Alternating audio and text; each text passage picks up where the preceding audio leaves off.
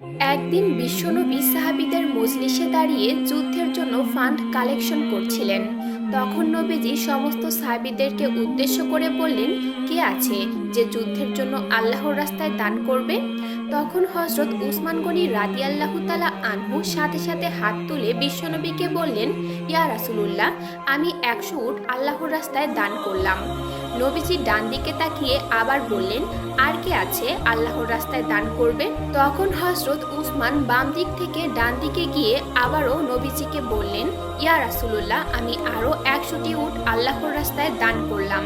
তখন বিশ্বনবী সামনের দিকে তাকিয়ে আবার বললেন, তোমাদের মধ্যে আর কে আছে যে আল্লাহর রাস্তায় দান করবে? তখন হযরত উসমান গনি রাদিয়াল্লাহু তাআলা আনহু সামনের দিকে এসে আবারও হাত তুলে বিশ্বনবীকে জানিয়ে দিলেন, ইয়া রাসূলুল্লাহ, আমি আরো 100টি উট দান করলাম। এভাবে বিশ্বনবী 6 বার ঘোষণা দিলেন। 6 বারই হযরত উসমান গনি রাদিয়াল্লাহু তাআলা আনহু 100 করে 600টি উট আল্লাহর রাস্তায় দান করলেন। অতঃপর বিশ্বনবী অত্যন্ত খুশি হয়ে গেলেন। তখন হযরত উসমান গনি রাদিয়াল্লাহু তাআলা আনহু নবীজিকে বললেন, ইয়া রাসূলুল্লাহ, আমি আরো 100টি ঘোড়া আল্লাহর রাস্তায় দান করলাম। অতঃপর নবীজি অত্যন্ত আনন্দিত হয়ে গেলেন। এবার ওসমান গনি নবীকে উদ্দেশ্য করে বললেন, হে আল্লাহর রাসূল, আমার দান এখনো শেষ হয়নি। নবী গো, আপনি একটু অপেক্ষা করুন, আমি এখনই ঘর থেকে আসছি। এই বলে হযরত উসমান গনি তার বাড়িতে চলে গেলেন। ঘরের ভেতরে গিয়ে উসমান রুমালটি বিছিয়ে দিয়ে বিবিকে উদ্দেশ্য করে বললেন, বিবি, ঘরের মধ্যে স্বর্ণ অলংকার মুদ্রা যা আছে সবকিছু এই রুমালের মধ্যে রাখো। হযরত উসমান গনি রাদিয়াল্লাহু তাআলা আনহু বড় ব্যবসায়ী ছিলেন। তার বিবি তখন তাকে জিজ্ঞাসা করলেন, কেন, বড় কোনো মহাজন পেয়েছেন নাকি এত কিছু পুঁজি খাটাচ্ছেন? তখন হযরত উসমান জবাব দিলেন, হ্যাঁ বিবি, আজকে আরশে আজিমের মালিকের সাথে পুঁজি খাটাচ্ছি। আজকের মহাজন সবচাইতে বড় মহাজন। আজকে জান্নাতের বিনিময়ে পুঁজি খাটাচ্ছি। এই বলে হযরত উসমান গনি রাদিয়াল্লাহু তাআলা আনহু নবীর দরবারে এসে পৌঁছালেন। হযরত উসমান তার হাতে থাকা স্বর্ণ মুদ্রার রুমালের প্যাকেটটি বিশ্বনবীর হাতে তুলে দিয়ে বললেন, ইয়া রাসূলুল্লাহ, আমি আমার ঘরের সমস্ত অলংকারগুলো, স্বর্ণ মুদ্রাগুলো সবকিছু আল্লাহর রাস্তায় দান করে দিলাম। বিশ্বনবী রুমালের প্যাকেটটি হাতে নিয়ে আকাশের দিকে তাকিয়ে দোয়া করলেন, আল্লাহুম্মা ইন্নী রাজিতু আন ওসমান সারদিয়াত। হে আল্লাহ, আমি জমিনে আমার ওসমানের প্রতি রাজি হয়ে গেলাম, তুমি আরশেও আমার ওসমানের প্রতি রাজি থেকো। একদিন মা ফাতেমা জায়নামাজে বসে কান্না করছিলেন। এমন সময় বিশ্বনবী হযরত ফাতেমার ঘরে প্রবেশ করলেন। নবীজি ফাতেমার কাছে এসে ফাতেমাকে বললেন, হে মা ফাতেমা, তুমি তোমার জায়নামাজের কোনা উল্টিয়ে দেখো।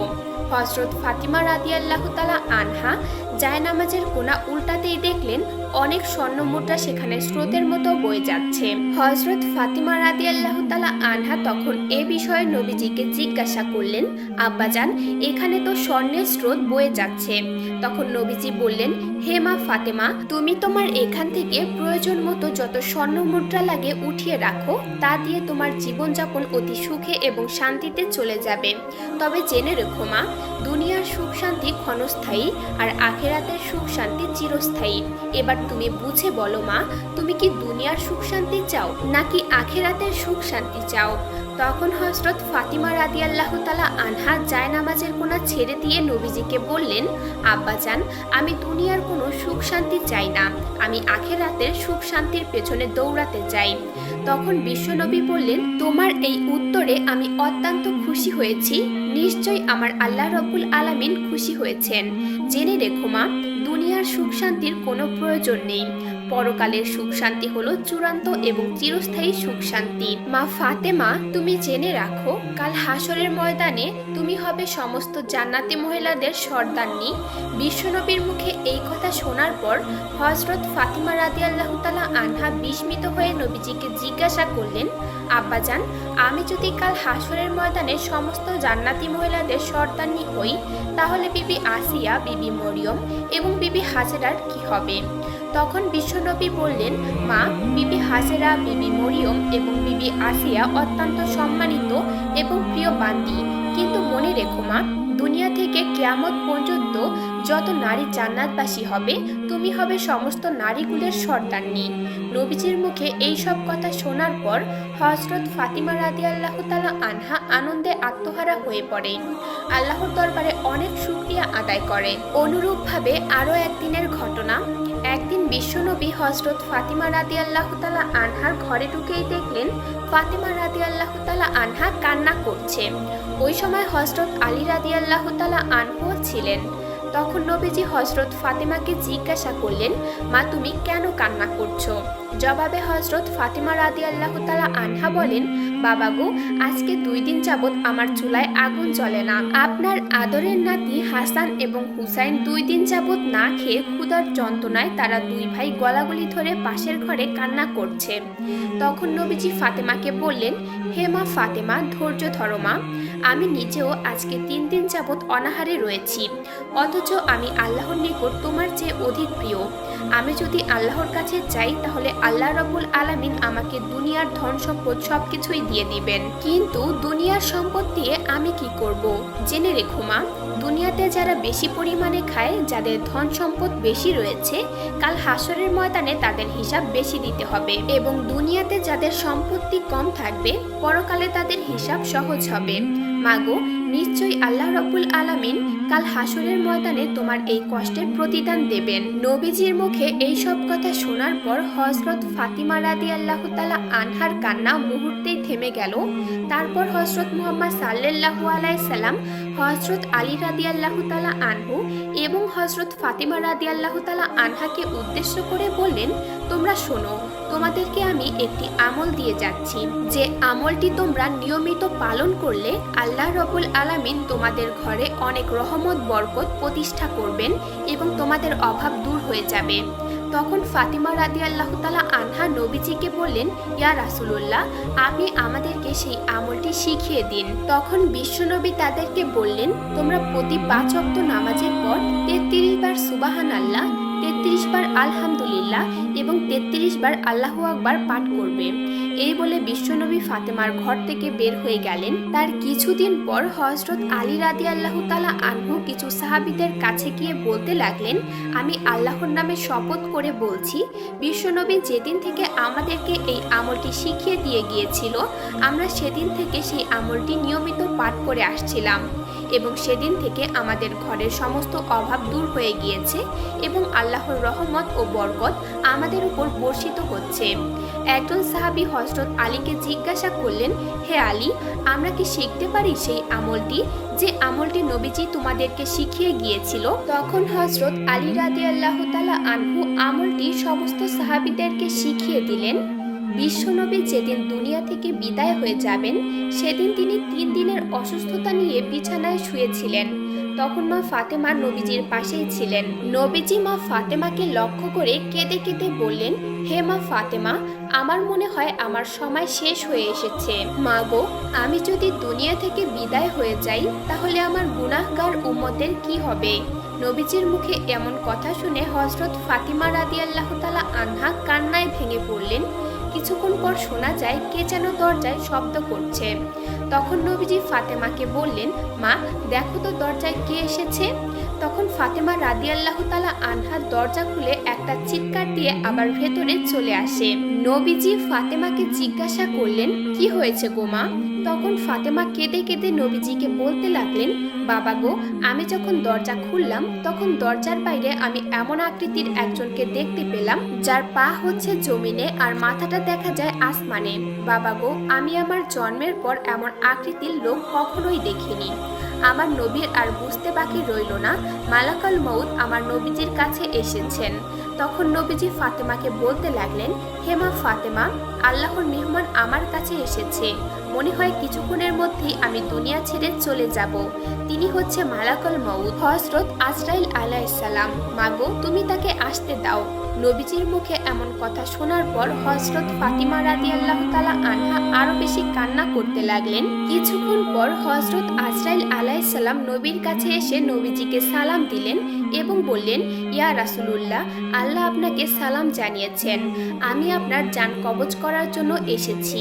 আল্লাহ রাব্বুল আলামিন আমাকে আপনার কাছে পাঠানোর আগে আমাকে হুকুম করেছেন, যদি আপনি অনুমতি দেন তাহলে যেন আপনার জান কবজ করি, আর যদি অনুমতি না দেন তাহলে আমি যেন চলে যাই। তখন নবীজি হযরত আজরাইল আলাইহিস সালামকে বললেন, ভাই আজরাইল, আমার আল্লাহ তোমাকে পাঠিয়েছে, আর আমি কি করে তোমাকে অনুমতি না দিই? কিন্তু ভাই আজরাইল, আমার মনে বড় দুঃখ, আমি দুনিয়া থেকে চলে যাবার পর আমার গুনাহগার উম্মতের কি হবে? তখন আমার আল্লাহ রাব্বুল আলামিন হযরত জিবরাইল আলাইহিস সালামকে নবীজির কাছে ওহী প্রেরণ করে পাঠিয়েছেন। জিবরাইল আলাইহিস সালাম নবীজির কাছে এসে নবীজিকে সালাম দিয়ে বললেন, ইয়া রাসূলুল্লাহ, ইয়া হাবিবুল্লাহ, আল্লাহর নবী গো, আল্লাহ রাব্বুল আলামিন আমাকে বার্তা দিয়ে আপনার কাছে পাঠিয়েছেন। আল্লাহ রাব্বুল আলামিন আমাকে জানিয়ে দিয়েছেন, আপনি দুনিয়া থেকে চলে যাবার পর আপনার গুনাহগার উম্মতের সমস্ত জিম্মাদারি আল্লাহ নিজেই হয়ে যাবেন। সুবহানাল্লাহ, সুবহানাল্লাহ। অতঃপর হযরত জিবরাইল আলাইহিস সালাম নবীজির কাছে এই সংবাদ দিয়ে বিদায় হয়ে গেলেন। মহান আল্লাহ রাব্বুল আলামিনের কাছ থেকে এমন সংবাদ পাওয়ার পর নবীজি অত্যন্ত খুশি মনে হযরত আজরাইল আলাইহিস সালামকে লক্ষ্য করে বললেন, আজরাইল, আমার মনে আর কোনো দুঃখ নেই, এবার তুমি তোমার কাজ সম্পূর্ণ করতে পারো। কিছুক্ষণ পর বিশ্বনবী দুনিয়া থেকে বিদায় হয়ে গেলেন। নবীজির বিদায়ের পর সাহাবীদের মধ্যে কান্নার রোল পড়ে গেল। কোনো সাহাবী কান্না করতে করতে মাটিতে গড়াগড়ি করতে লাগলেন। বিশ্বনবী চলে যাবার 2 দিন পর নবীজির দাফন কাফনের কাজ শেষ করে হযরত আবু বকর রাদিয়াল্লাহু তাআলা আনহু বাড়ির দিকে রওনা করতেছিলেন। প্রতিমধ্যে তিনি দেখতে পেলেন ইবলিস শয়তান দাঁড়িয়ে দাঁড়িয়ে কান্না করছে। তখন হযরত আবু বকর রাদিয়াল্লাহু তাআলা আনহু ইবলিসকে লক্ষ্য করে বললেন, হে ইবলিস, তুমি কেন কান্না করছো? আজ তো তোমার খুশির দিন, বিশ্বনবী দুনিয়া থেকে বিদায় হয়ে গিয়েছে, এখন তো তুমি হাসবে, এখন তুমি আনন্দ করবে, তুমি কেন কান্না করছো? তখন ইবলিস হযরত আবু বকর রাদিয়াল্লাহু তাআলা আনহুকে লক্ষ্য করে বলতে লাগলেন, ভাই আবু বকর, বিশ্বনবীর বিদায়ে আমি নিজেও ব্যথিত হয়েছি, কেননা আমার একান্তই ইচ্ছে ছিল আমি নবীজির সাথে গোপনে সাক্ষাৎ করব। ভাই আবু বকর, আল্লাহ রাব্বুল আলামিন যেদিন থেকে আমাকে ইবলিসে পরিণত করে দিয়েছে, সেদিন থেকে আমার জন্য জাহান্নাম ওয়াজিব হয়ে গিয়েছে। কাল কিয়ামতের দিন আমাকে চিরস্থায়ী জাহান্নামী হতে হবে। ভাই আবু বকর, আমি জানি জাহান্নামের আযাব কতটা কঠিন হবে, তাই তো আমি অনেকবার চেষ্টা করেছিলাম বিশ্বনবীর সাথে গোপনে সাক্ষাৎ করার জন্য, কিন্তু কখনোই আমি নবীজিকে একা পাইনি, যার কারণে আমি তার সাথে সাক্ষাৎ করতে পারিনি। ভাই আবু বকর, আমি জানি আল্লাহ রাব্বুল আলামিনের সবচাইতে প্রিয় নবী এবং প্রিয় বান্দা হলো নবী মুহাম্মাদুর রাসূলুল্লাহ।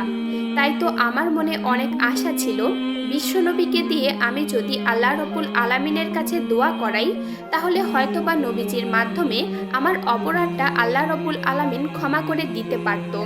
কিন্তু আজ যখন বিশ্বনবী দুনিয়া ছেড়ে চলে গেলেন, তখন আমার সেই ক্ষমার রাস্তাটাও চিরতরে বন্ধ হয়ে গেল। ভাই আবু বকর, এই ভেবে আমি কান্না করছি।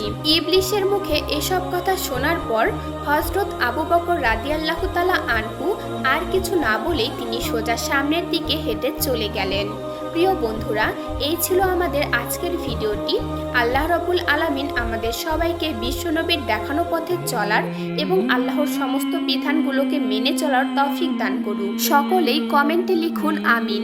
বন্ধুরা, আমাদের আজকের ভিডিওটি যদি আপনাদের কাছে ভালো লেগে থাকে, তাহলে এখনই আমাদের চ্যানেলটি সাবস্ক্রাইব করে পাশে থাকা বেল আইকনটি প্রেস করে দিন। তাহলে দেখা হবে আবার নতুন কোনো ভিডিওতে। সেই পর্যন্ত ভালো থাকুন, সুস্থ থাকুন। আল্লাহ হাফেজ।